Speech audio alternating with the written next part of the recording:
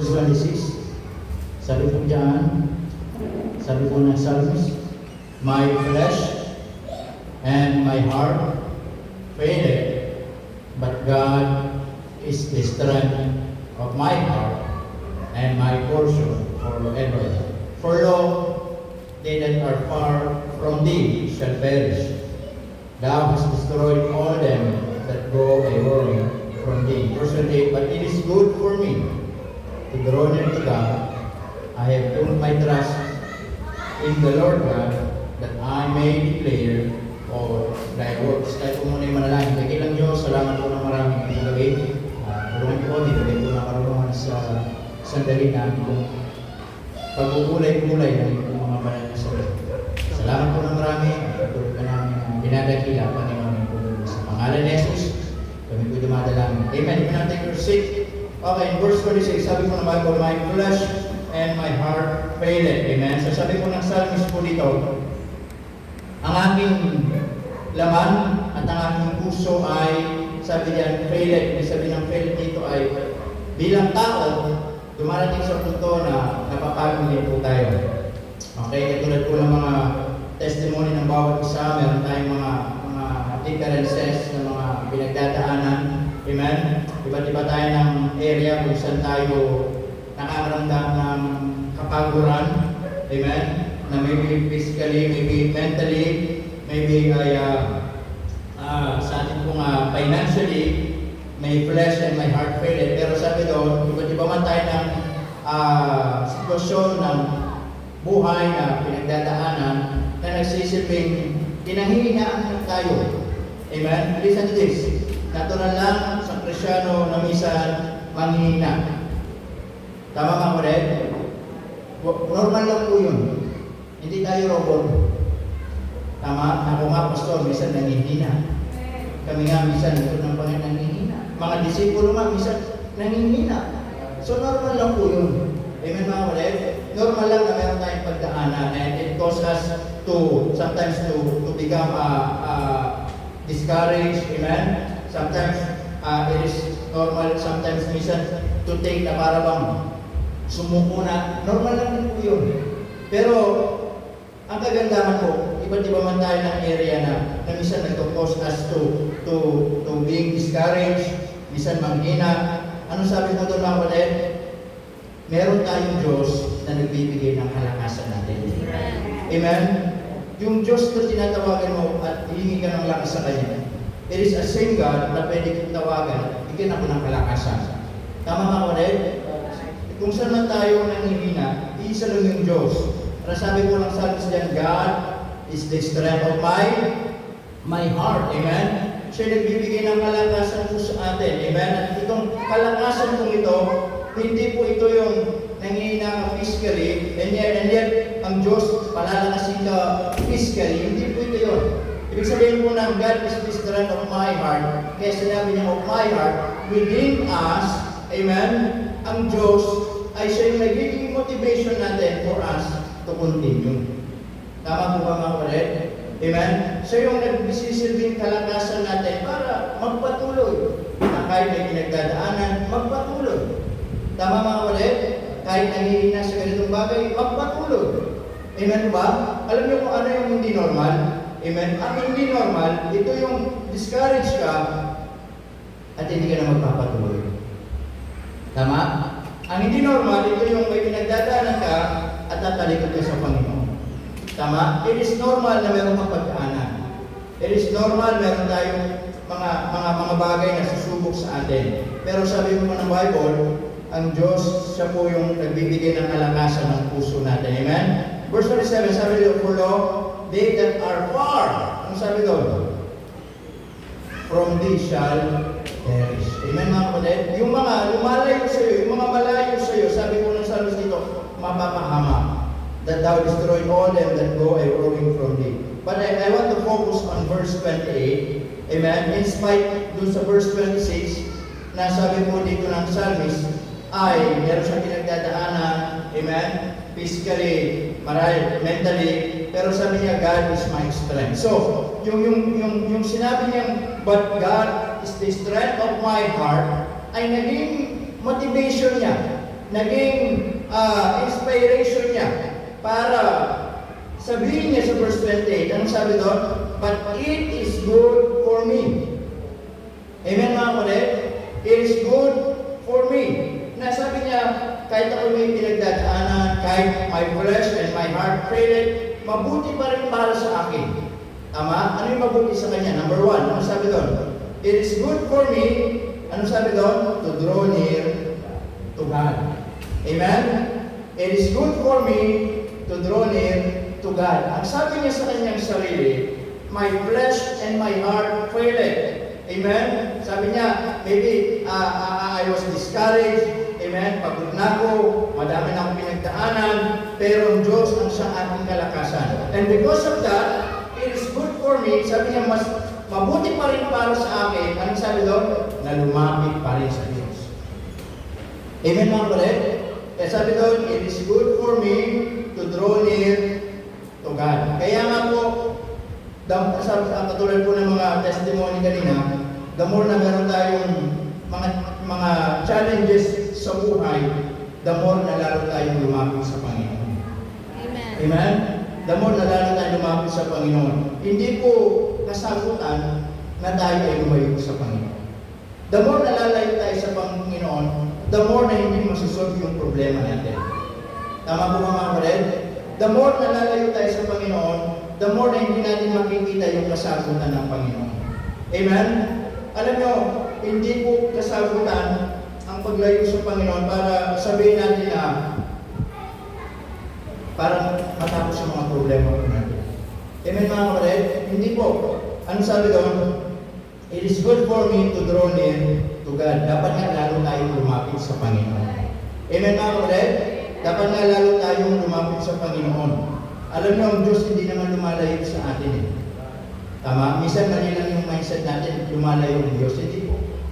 Ang totoo niyan tayo lumalayo sa Panginoon. Kaya nga, 1,000 step na lumayo ka sa Panginoon, just one step to go back sa Panginoon. Amen mga kulit? Hindi yung kailangan 1,000 step ulit para bumalik ka sa Panginoon. Hindi po, bakit? Hindi naman maalis ang Diyos eh. Alam niyo ba ang katotohanan? Mga kulit, kahit lumayo ka sa Panginoon, mga kulit, kahit 1,000 step na lumayo ka sa Diyos, ang Diyos lagi kang sinusundan. Nakita niyo mga kulit? Kaya nga nung babalik ka, isang step na lang, nandiyan ang Diyos eh. Bakit? Kasi ginagabayan ka pa rin ng Diyos kahit lumayo ka sa Kanya. Kaya kahit malayo ka sa Panginoon, nakita mo, hindi ingatan ka pa rin ng Panginoon. Kahit nga lumalayo ka sa Panginoon, nakita mo, nandiyan ginagabayan ka pa rin ng Panginoon, walang nangyayari sa Bakit? Ganun kabuti ang Panginoon. Amen mga kulit? Ibig sabihin, ang Diyos pa rin ay naghihintay para just one step bumalik sa Panginoon. Kaya sabi diyan, it is good for me to draw near to God. Number 2, hindi lang lumapit sa Panginoon. Anong sabi doon ng Psalmist mga kulit? At ito'y mabuti sa akin na hindi lang lumapit sa Panginoon. Ito'y mabuti sa akin na sabi niya, that I have put my trust in the Lord. Amen? It is good for me to put my trust in the Lord. Yan sabi po ng Psalmist. Amen mga kulit? Ano sabi niya? My flesh and my heart faded. Pero mas mabuti pa rin sa akin, anong sabi ko niya? Magtiwala o ilagay ko yung tiwala ko sa Panginoon. Amen? Sabi ng Bible, it is better to put confidence to God than to put our confidence unto man. Amen mga kulit? Kasi pag sa tao tayo magtitiwala, mabibigo tayo. Amen? Minsan, kung sa tao tayo magtitiwala, mga kulit, mag-fail tayo. Pero pag sa Diyos tayo magtitiwala, mga kulit, hindi tayo makakasumpong ng kabiguan. Amen? And sabi diyan, I have put my trust in the Lord. Amen? Ang Diyos po yung object ng ating pagtitiwala. Tama? Hindi po niya sinabing, I have put my trust in my job. I have put my trust in my money. I have put my trust in my business. I have put my trust in my knowledge. Amen? In my talent. O ano man. Sabi niya, ilalagay ko yung aking pagtitiwala sa Panginoon. Tama nga ulit? Ilagay mo yung pagtitiwala mo sa pera, darating ang araw mo sa pera mo. Tama? Ilagay mo yung pagtitiwala mo sa kaibigan mo, darating ang araw, Mga kapatid, ang kaibigan, darating pa kayo ng kaibigan. Ilalagay mo yung pagtitiwala mo sa trabaho mo, darating ang araw, baka mawalan ka ng trabaho.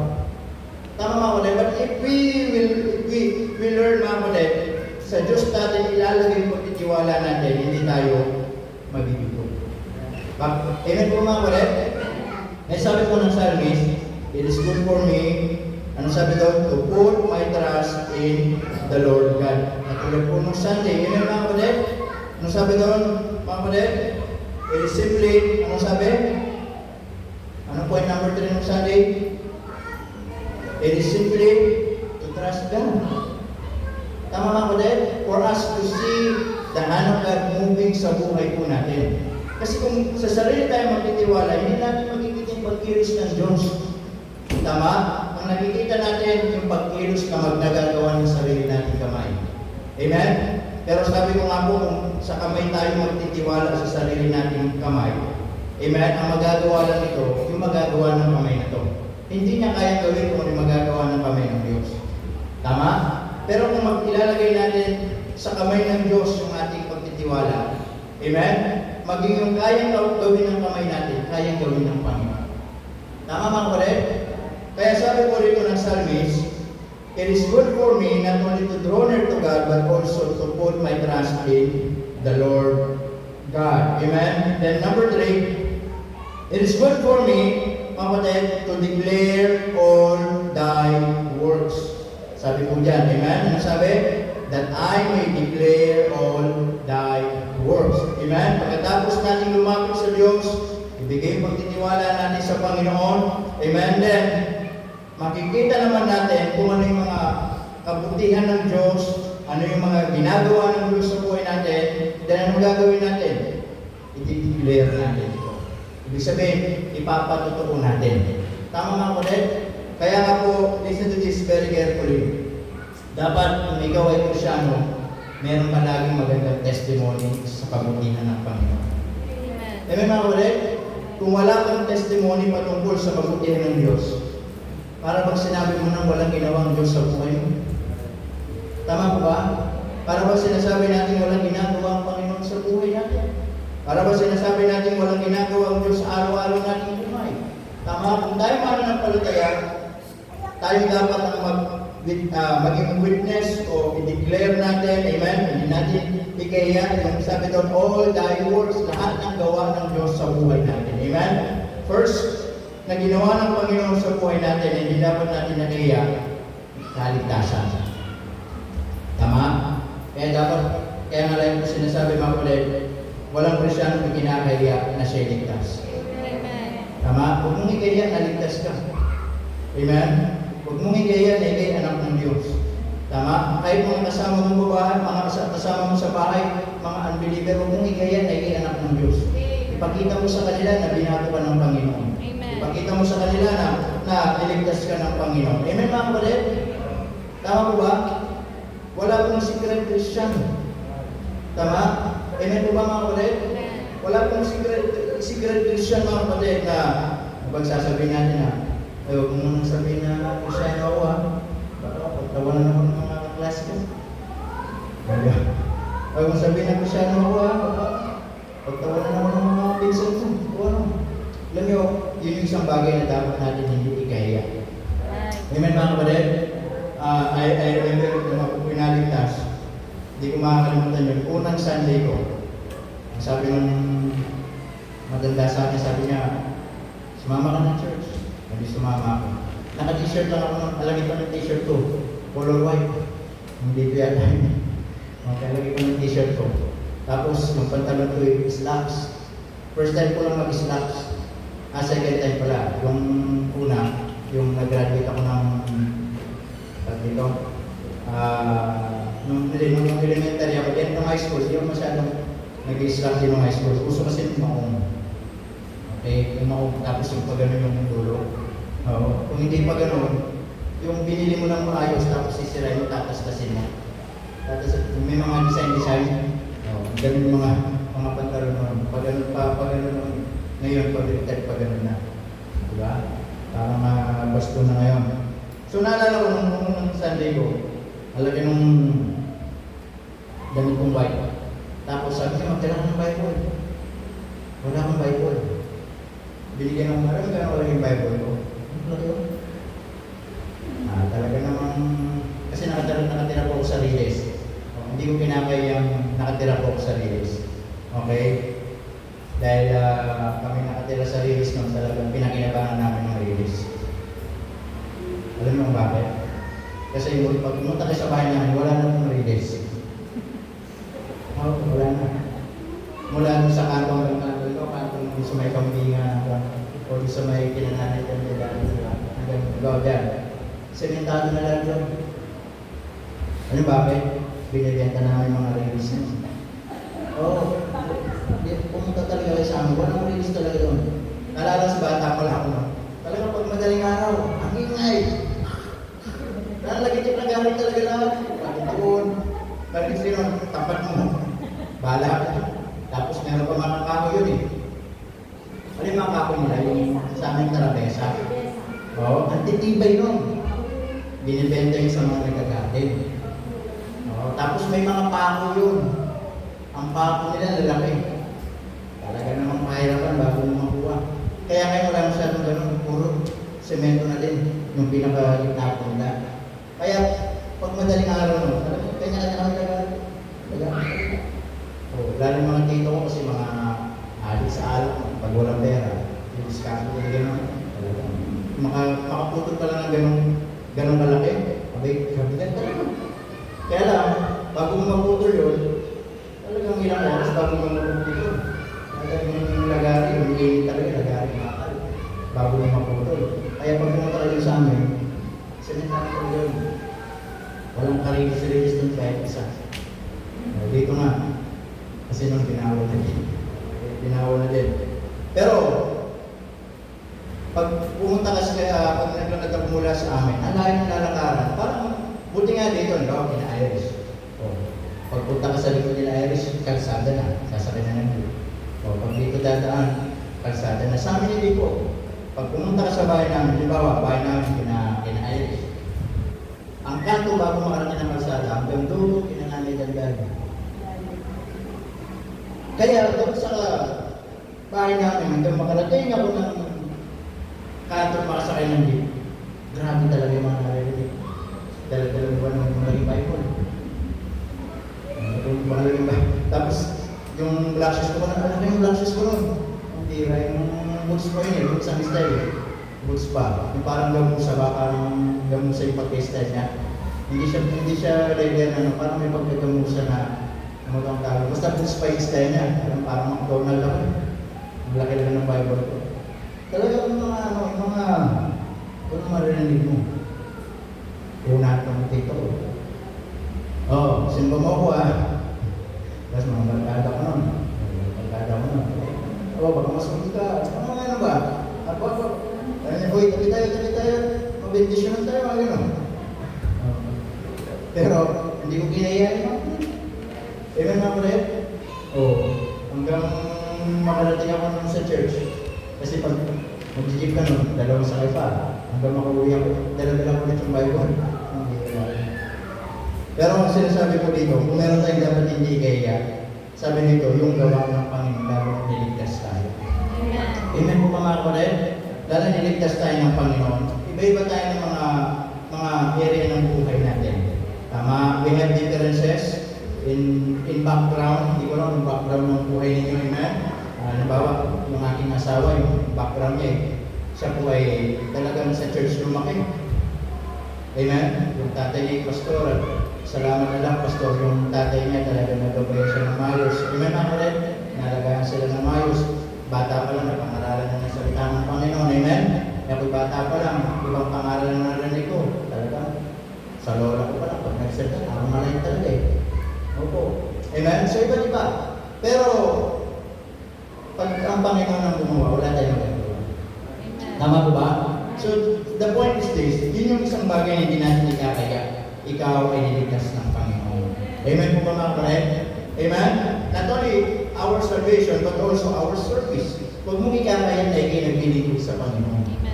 Tama? Kung hindi mo kinakaya ang kaligtasan, dapat lang, huwag mong ikaya na ikinaglilingkod sa Panginoon. Huwag mong ikaya na umawag ka sa church. Dapat na ipagmalagay mo sa mga mahal mo sa buhay, pagmalaki mo sa mga unbeliever mong kaibigan na ay umawit ka sa church. Tama? Amen po ba? Para sila makita nila na ikaw ay ginagamit ng Panginoon. Amen po ba? Huwag mong ikaya na ikay nag-involve sa church. Amen? Huwag mong ikaya na ikay pupunta sa church. Huwag mong ikaya na ikay ginagamit ng Panginoon. Amen mga kapatid? Huwag mong ikaya na ikaw ay naglilingkod sa Panginoon. Tama po ba? Kasi hindi dapat kinakaya ang Diyos na nakilala mo. Amen. Lalo na, ang Diyos na nakilala natin, buhay na Diyos. Mas lalo natin hindi dapat ikaya, dapat sila ang mapahiya hanggang mapagtanto nila yung Diyos na kinikilala nila, patay. Amen mga kapatid? Amen po ba? Kaya huwag mong ikakaya na meron pang Diyos. Amen? Huwag mong ikakaya na ikay niligtas ng Panginoon. Huwag mong ikaya na ikaw ay naglilingkod sa Panginoon. Amen po mga kapatid? At huwag mong ikaya na ikay lumalakad ng merong kabanalan sa Panginoon. Tama po ba mga kapatid? Listen to this. Huwag mong ikaya nagsusunod ka ng palda pag Sunday. Amen po ba? Amen? Huwag mong ikaya pag Sunday, magpopolo ka. Pag Sunday, maglulumisid ka. Pag Sunday, magbabaro. Huwag mong ikaya. Tama? Hindi pinakaya ang tamang pananamit pagpupunta sa church. Tama po ba mga kapatid? Hindi kinakaya ang pagsusuot ng dress na pupunta sa church pag Sunday. Amen? Kahit tawagin ka nilang manang, okay lang yan. Manang God, okay lang yan. Ha? Okay lang yan. Amen? Kasi, ako din dalas ko kung yung mga narinig ko. Tama? Pangalawang Sunday noon, naalala ko, nagbarong ako. Talaga naman din yung mga narinig ko. Sabi niya, bakunti na lang. Sabi ko, sabi niya sa barkada noon, ay sabi niya, pare, konti na lang, hihiga ka na lang ha. Hihiga na lang daw. Kasi nakabarong ako noon, nalaki pa ng barong ko noon. Binigay lang sa akin. At ang nagbigay pa na si Pastor JP ang nagbigay sa akin noon eh. Laking tao na, di ba? Bakit yung mga pinagdumaan niya, kasi siya yung nag-alaga sa amin. Tapos yung patalo niya, laki din. Talagang si Lola ko noon. Nililip ba niya? So, ibig sabihin, huwag mo may kaya. Amen? Pupunta ka sa church, susunod ka ng kami, magdidress ka. Ako nga, hindi nga nag-black shoes dati. Amen? Dati, hindi man ako sanay mag-black shoes. Kasi hindi pinalakihan yun. Tama? Ang normal na buhay ko noon, talaga naman pag nagdamit ako noon, mga damit pang mga rebelde ba? Bungo, di ba? Yung mga bungo ba? Bungo o kaya mga drawing ng mga barko na tawag ito, yung mga slanda, tapos yung wrestling, di ba? Tapos yung mga idolo namin, mga F4. Oh, yung buhay namin yung mga kabataan namin, tapos puri. Sige niya, puri ikaw ako dito, isa dito, dalawang ikaw dito, meron akong ikaw dito, mahaba ang buko, meron pa akong ikaw, meron pa yata akong ikaw dito, pero dito kasi, dito meron pa akong ikaw dito. Ang problema kasi, kaya kayo huwag kayo magpupuntas ng tenga. Marahil maganda sa inyo, kasi ako noon, lumaki ako sa walang nagkaroon pamilya sa akin. Dahil barkada lumaki. Kaya pag hindi ko ginawa yung ginagawa nila, pera ako. Gano'n eh. So, gaya. Kala mo yung... Tapos nauso yung ikaw-ikaw. Alam mo kung ano yung kanina nauso yung ikaw-ikaw? Hindi nyo na alam yan, no? Alam nyo kung kanino? Alam nyo yung Pinoy Big Brother? Si Umaga ba yun? Si Umaga? Yun yung nagpa-uso ng ikaw-ikaw nun eh. Pumasok sa Pinoy Big Brother. Hindi nyo na alam yun, no? Kaya doon ang uso. Kasi noon, kung anong uso, kailangan gano'n ka agad. Ganun doon ang mga panahon nun. O diba, tas ang haba pa ng bubo. Kasi nga, idolo namin mga Mitchell Garden. Papaba kayo, tapos biglang tapos dalawang ikaw dito, isa dito. Tapos yung pantalo namin, talagang kung ano yung sinusot nila, ganun. Pero, kaya hindi ako nasanay. Pero nung ako naligtas, unti-unti, nasanay ako. Ayun mga kapatid. Kaya ngayon, siyempre hindi ako nasusunod ng mga damit. Kaya ako, pagdating sa damit, kahit yung asawa lang yung pagdating sa t-shirt, masaya lang ako. Hindi na ako nagsusuot ng mga kahit magandang design yan o yung simple lang, is na, kahit white t-shirt na lang. Parang wala na akong gano'n. O diba? Yung mga damit na dati, yung mga drawing na ano. Pero ngayon, hindi na po gano'n. Amen? Pero ang sinasabi ko, mga kapatid, yun yung i-declare natin. Sabi dyan, it is good for me to declare all thy words. Kasi listen to this. Yung pagsusunod nyo ng maayos na pananamit, magandang patotoo po yan. Amen. Tama mga kapatid? Amen po ba? Magandang testimony yan. Amen? Kasi sa maayos na pananamit pala, nakikitaan na ng mga tao na maayos ang buhay. Amen mga kapatid? Amen po ba? Kasi ang tao ngayon, makita mo sa pananamit niya, kung anong klaseng tao siya. Tama? Kaya sa pananamit pa lang, ipakilala natin na buhay ang Diyos na sinasamba po natin. Amen? Huwag kayong maiyak, mga kapatid, young people, huwag kayong maiyak. Amen? Huwag kayong ikaiyak yung pananamit niyo. Amen? Pupunta kayo sa mga huwag kayong ikaiyak. Lalo sa church, huwag kayong ikaiyak. Amen? Hindi kinakaya ang pagsusunod ng tama para sa Panginoon. Tama po ba? Amen? Sabi ko dyan ng psalmist, it is good for me. Number 1, ano sabi doon? Okay, so, bago niya nasabi to, ito yung kanyang situation sa verse 26. Ano sabi niya? My flesh and my heart failed. Amen? Napapagod siya, nangihina siya, nadi-discourage siya. Pero sabi niya, ngunit ang Diyos ang siyang kalakasan ng aking puso. And because of that, naging motivation din yun. Amen? Nagtulak sa kanya, nag-push sa kanya yun para i-conclude niya sa kanyang sarili na ano?